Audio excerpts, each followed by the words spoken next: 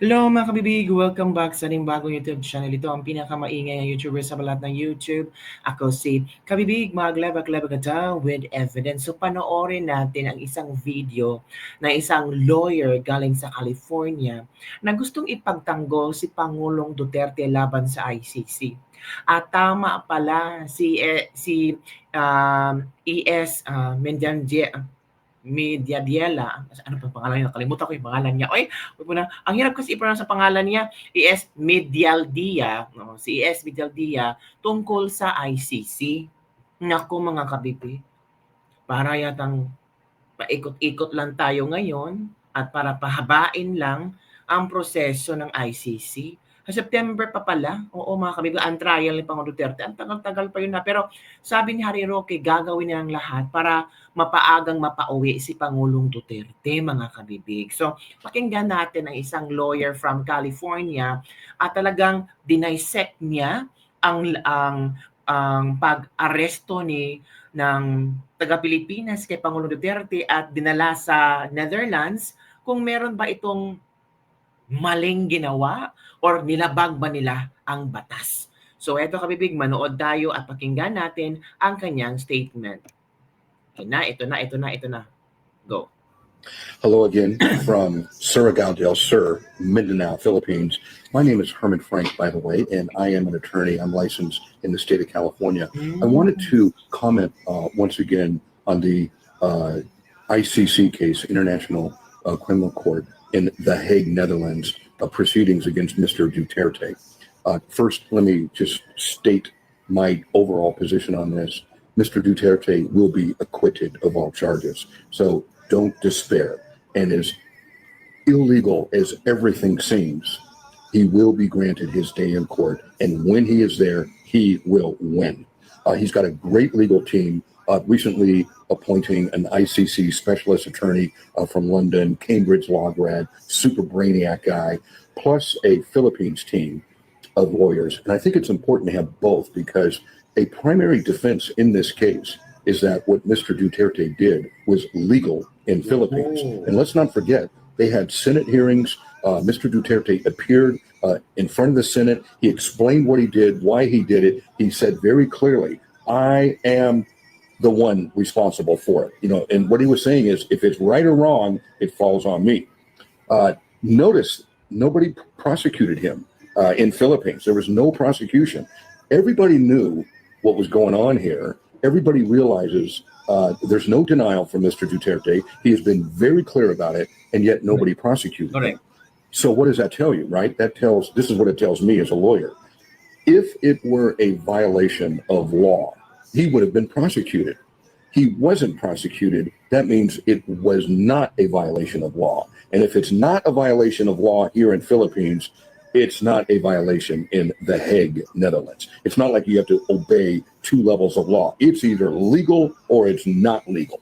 So Correct. He's going to be found not guilty. So please don't despair. Now, one of the things that I was a little bit angry about was somebody wrote that his Philippine lawyer team isn't so good. And they're like amateuristic or whatever. And they're fish out of water. Well, let's be clear about this. They're in The Hague, Netherlands.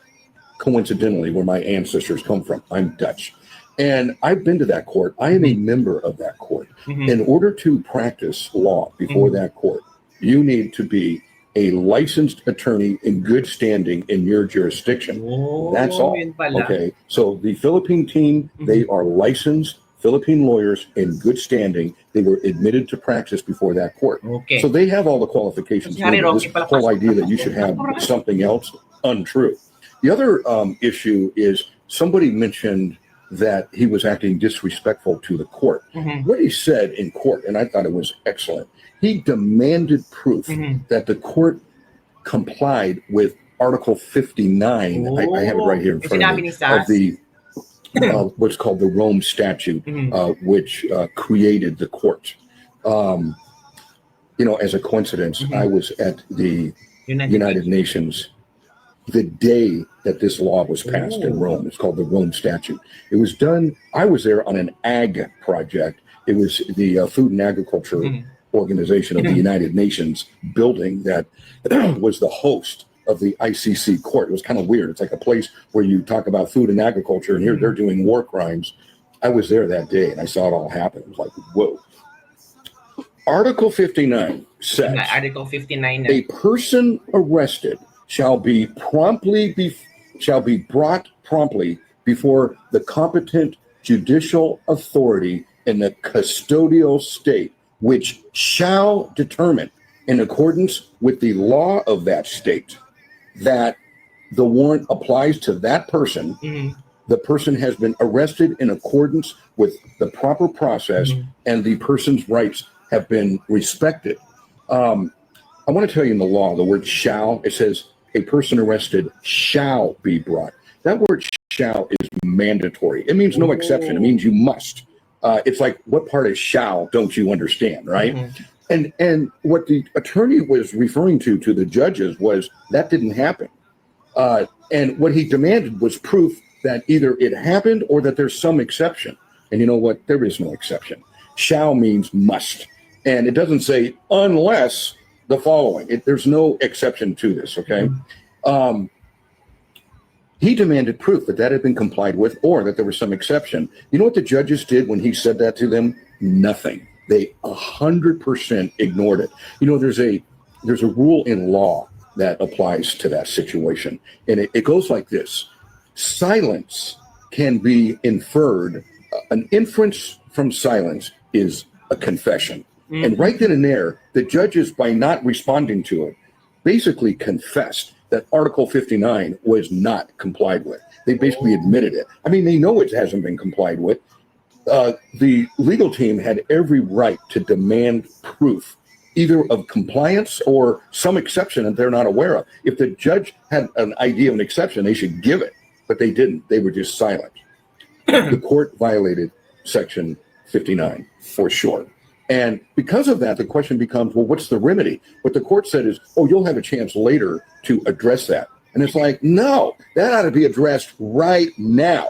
They set a different kind of hearing for September, which is called a confirmation hearing. In USA, we call that a probable cause hearing. It means there is good reason to believe that Mr. Duterte committed a crime. And that hearing will be evidentiary in nature. It'll be very interesting. But before then, the whole arrest, if there was a wrongful arrest of a defendant in the state of California, that defendant would bring that issue up immediately, not after trial. You do it now. The court said we can do it later. They should push it now and get that arrest declared unlawful. The result of that wouldn't be to end the case. It would be to send Mr. Duterte back to Philippines, have him stand in front of a judge in Philippines and make whatever arguments he would have that he should not be extradited. That step was skipped, and it should not have been. I hope they raise it and bring it to a head in front of the ICC court. Thank you for listening. There you go. Ito nga, nakaintindi kung ano ang posibleng mangyayari sa kaso ni Pangulong Duterte. Tayo pa ba? Marami na nag-explain hinggil dito na posible itong mabasura itong kaso ni Pangulong Duterte sa ICC dahil sa paglabag sa Article 59 sa proceedings. Di ba mga kabibig? So, sila pa rin, go nang go pa rin sila. Oo mga kabibig. Go nang go pa rin sila at sinasabi nila na si Pangulong Duterte daw ay forever na yan sa ICC, hindi niya makakalabas, doon na yan matutugi.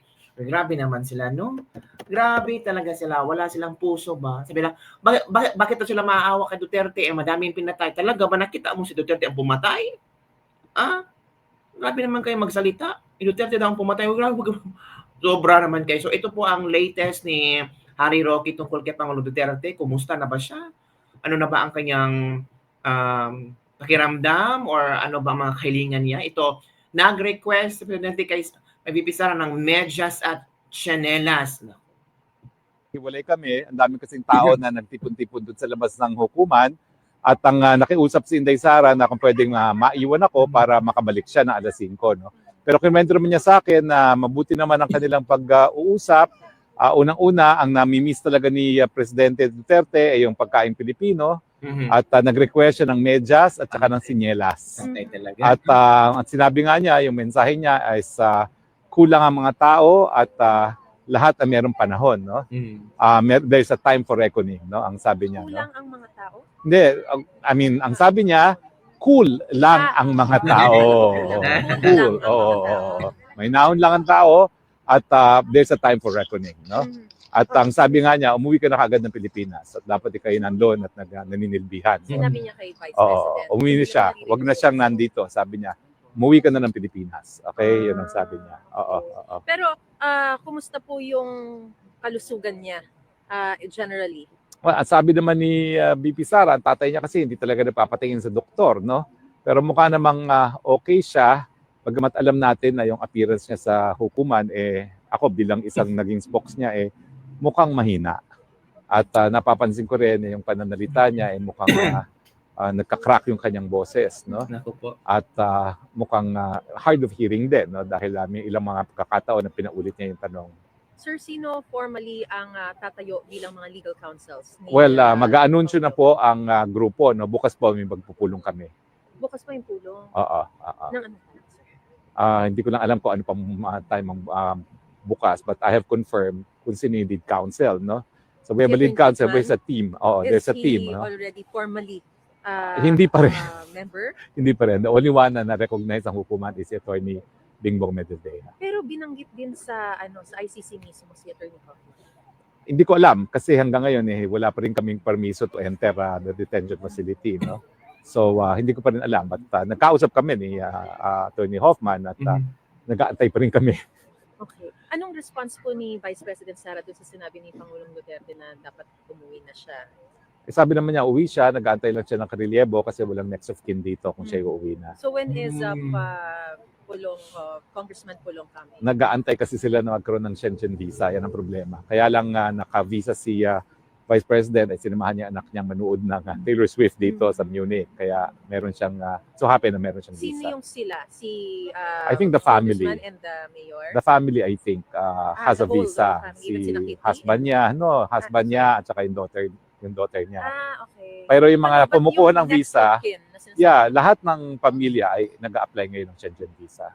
even si Mayor Baste, si Lahat ng magkakapatid. si Kitty and Manilet. Yes. So in the meantime, na wala pa yung karelyebo, sino yung tatayong OIC ng Office of the Vice President? Well, wala namang OIC na Office of the Vice President, no? So yun nga po. So okay, Wala namang tatay ganun, na, no? Wala namang ganun because she functions as Vice President wherever she is. And then yung preparations for the impeachment, will it be halted? Hindi naman, ibang legal team naman yun. Tapos, sir, ano na lang ang asahan natin sa inyong legal na hakbay? Susunod na Ang masasabi ko lang po is, nakaplano na po lahat yan. In fact, ako naghahanda na kami ni VP Sara, isang taon nang nakakalipas, okay? And everything that we expected to happen, in fact, happened. So, meron kaming contingency for everything that has happened. No? So, you were expecting this to happen? I have been expecting this for the past 3 years. Okay. Of course, medyo minority view ako dahil marami nagsasabing imposible mangyari yan dahil sinasabi nga ni Presidente Marcos na hindi siya makipagtulungan. I never believed him, not even for 1 second. Never. Okay. Meron kayong gusto nyong kumbaga, hindi nyo nahihintayin yung September 23?